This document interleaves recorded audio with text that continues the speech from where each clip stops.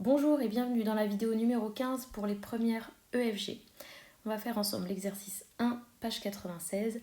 N'oubliez pas, je vous recommande vraiment de faire les exercices vous-même avant de regarder la correction, surtout dans les probabilités, parce que c'est toujours facile quand on voit la correction, et beaucoup moins marrant quand il faut le faire tout seul. Alors, première partie. Dans un jeu de 52 cartes bien mélangées, on tire une carte au hasard. Qui est la probabilité de tirer un as, de tirer une image, de tirer une carte dont la valeur est inférieure à 5. Comme je vous l'ai déjà expliqué, il faut absolument connaître le contenu des jeux de cartes. 52 cartes, il y a les cœurs, les piques, les trèfles et les carreaux. Il y a 2 fois la teinte rouge, 2 fois la teinte noire. Il y a 1, 2, 3, 4, 5, 6, 7, 8, 9, 10, puis valet, dame, roi. Et donc dans 1, c'est l'as aussi, d'accord. Quelle est la probabilité de tirer un as ? Donc, probabilité de tirer un as.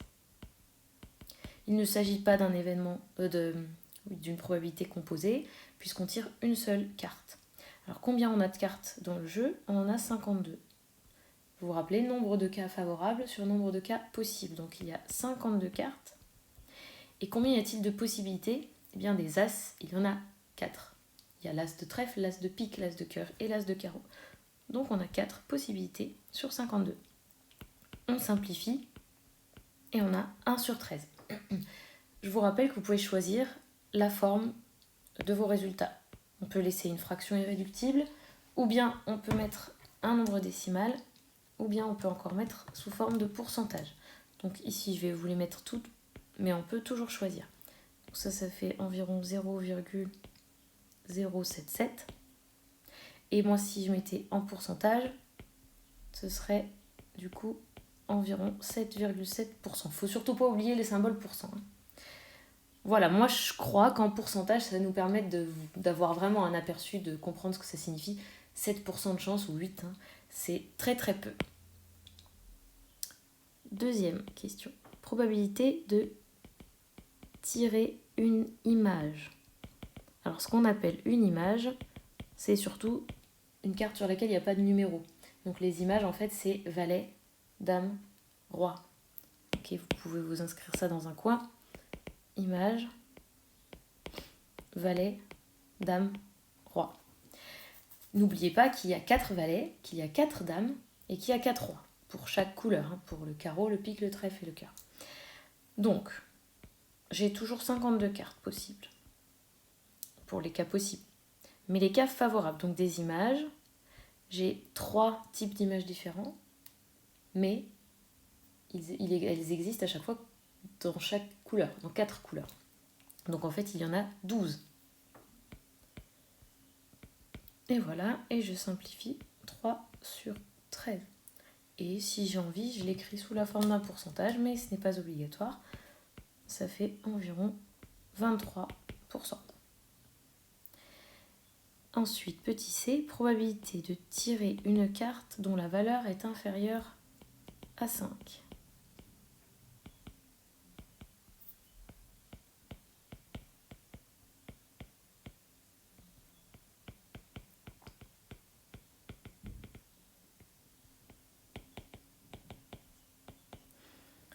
Alors la valeur inférieure à 5.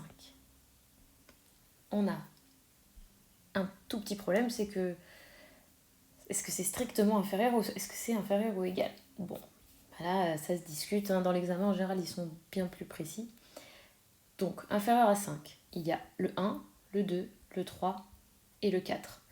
Le 1, c'est aussi l'as, mais il porte quand même le numéro 1, donc tant qu'on n'est pas dans un jeu où on sait que l'as est plus fort ou blablabla, on s'en fiche, le 1 est une valeur. Donc on a 1, 2, 3, 4 si on dit strictement inférieur à 5. Mais n'oubliez pas que ces cartes apparaissent 4 fois, une fois pour chaque couleur. Donc en fait, il y en a 16. Toujours parmi 52. Et ça nous fait 4 sur 13 en simplifiant. Et cela ferait environ 31%. Et voilà, on a terminé la première partie. Deuxième partie. un paquet de 7 cartes. Donc là, on n'est plus dans 52, d'accord? Comprend le 3, le 4, le 5 et le 6 de cœur. Le 3, 4 et 6 de trèfle. Après avoir battu ce paquet, Alicia tire une carte, replace la carte dans le paquet, puis extrait une deuxième carte. Une chose très importante, c'est que elle replace la carte dans le paquet. Donc vous voyez, on fait l'expérience 2 fois. Donc on est dans les probabilités composées. Quelle est la probabilité de tirer 2 cartes de couleurs différentes? Eh bien déjà, rappelez-vous, dans la théorie, méthode générale, si c'est probabilité composée, on fait un arbre. Alors mon arbre, il va comporter 2 branches pour le premier tirage. Quelles sont ces 2 branches? Eh bien j'ai 2 possibilités. Soit je vais tirer du cœur, soit je vais tirer du trèfle. Quelles sont les probabilités que je vais avoir? Alors, le cœur, il y en a combien? Il y a 1, 2, 3, 4 cartes. 1, 2, 3, 4 cartes.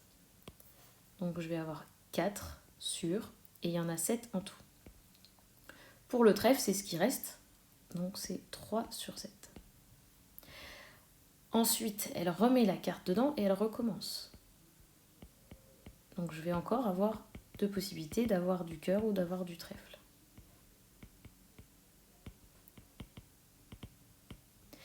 Est-ce que les probabilités vont changer? Eh bien non, parce qu'elle remet la carte dedans. Donc il y a toujours 4 cœurs et il y a toujours 3 trèfles dans les 2 cas. Et au bout, donc on peut écrire ce qui est possible. Donc avoir 2 cœurs ou avoir cœur trèfle ou avoir trèfle cœur ou avoir trèfle trèfle. Et voilà, on a fait notre premier arbre. Pensez toujours à laisser de la place parce que c'est beaucoup plus grand qu'on le pense. Alors, première question.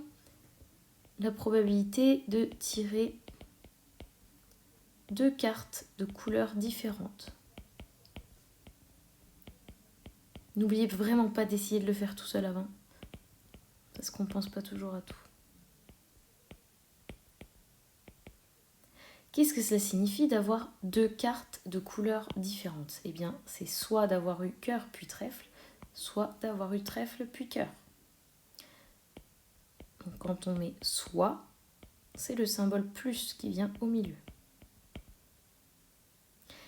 Alors, la probabilité d'avoir cœur puis trèfle. Donc je vais suivre le chemin qui est ici.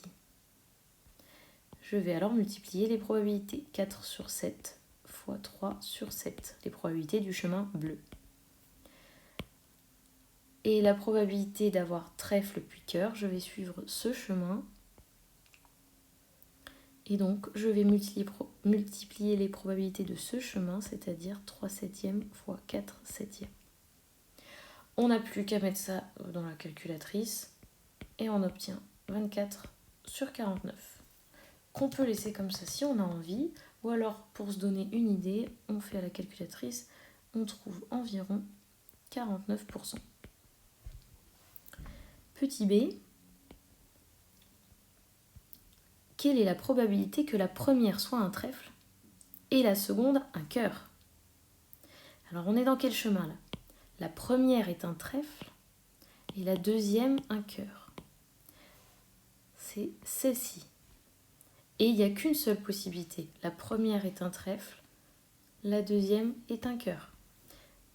Donc on doit calculer ceci.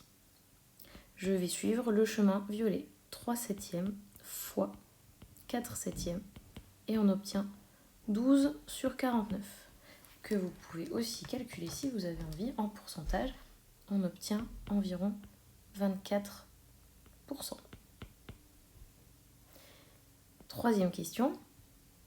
Sachant que la première est un cœur, quelle est la probabilité que la seconde soit un trèfle? Alors là, il faut faire attention. Quand vous voyez le mot sachant que, il faut avoir un peu peur. Donc le sachant que, ça va un peu changer la donne. Alors sachant que la première est un cœur, ça veut dire qu'on est passé par là et qu'on est arrivé ici. Mais ça, je le sais déjà. Donc en fait, si vous voulez, dans le contexte temporel, chronologique, je suis là. Donc toute la partie gauche de mon arbre, en fait, on s'en fiche. On sait que je suis ici. Donc maintenant, on me demande juste quelle est la probabilité que la deuxième soit un trèfle. Et bien voilà, sur mon écran, j'essaye, mais je masque la partie de gauche de l'arbre et je vais seulement regarder maintenant, la deuxième est un trèfle. Et donc, ça va être ceci.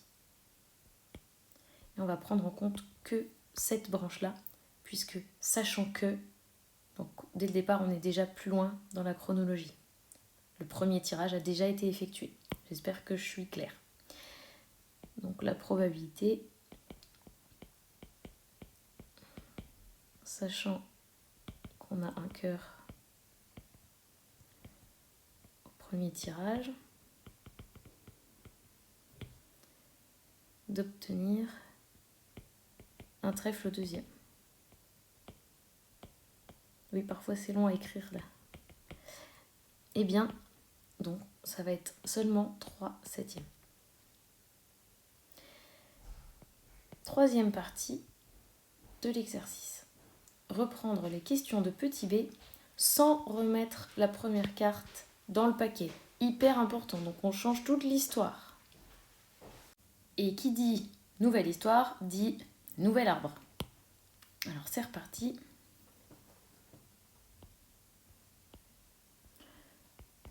Donc on va toujours avoir un cœur ou un trèfle. Et encore une fois un cœur ou un trèfle. Par contre, il faut faire attention aux probabilités. Donc, dans un premier temps, on a bien 4 chances sur 7 d'avoir un cœur et 3 chances sur 7 d'avoir un trèfle. Par contre, pour les branches suivantes, donc si on a eu un cœur, ça veut dire qu'il y a un cœur de moins dans le paquet. Donc, il ne reste plus que 3 cœurs. Et dans le paquet, il ne reste plus que 6 cartes. Si on a eu un cœur, alors combien reste-t-il de trèfles? Eh bien, il en reste toujours 3. Par contre, il y a 6 cartes dans le paquet.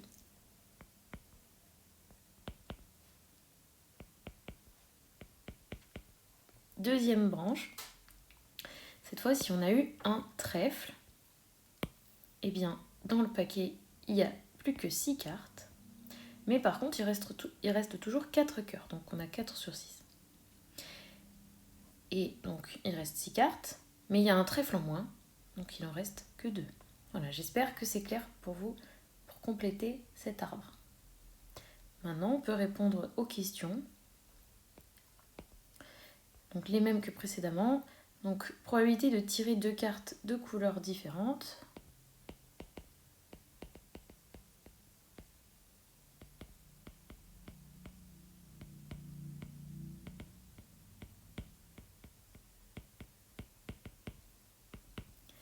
Donc, ça signifie d'obtenir cœur, trèfle ou trèfle, cœur. Comme j'ai dit, ou, ça va être un plus au milieu. Et pour calculer les probabilités, on va utiliser notre arbre. Donc, pour cœur, trèfle, on prend ce chemin. Donc, on a 4/7 fois 3/6. Et pour l'autre, on a ce chemin. Donc, on a 3/7 fois 4/6.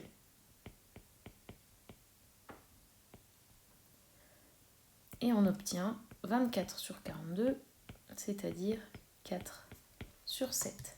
Si vous avez envie, on peut mettre ça sous la forme d'un pourcentage et ça fait environ 57%. Petit b, la probabilité de tirer trèfle puis cœur. Donc on va suivre le chemin bleu en fait, il est déjà là. Et donc on fait 3/7 fois 4/6, c'est-à-dire 2/7 après simplification. Et on a environ 29%. Petit c, donc la probabilité de, sachant qu'on a eu un cœur, en premier d'obtenir un trèfle, en deuxième. Donc c'est comme tout à l'heure, je me trouve à cet endroit chronologiquement dans l'histoire. J'ai obtenu un cœur. La probabilité d'obtenir un trèfle, c'est du coup 3/6. 1,5, et ça c'est 50%. C'est pas environ, c'est exactement 50%, une chance sur deux. Et voilà, on a terminé cet exercice. Dans la prochaine vidéo, on fera le 4, page 97. N'hésitez pas à l'essayer avant de regarder la vidéo. Mettez un pouce bleu si vous avez tout compris.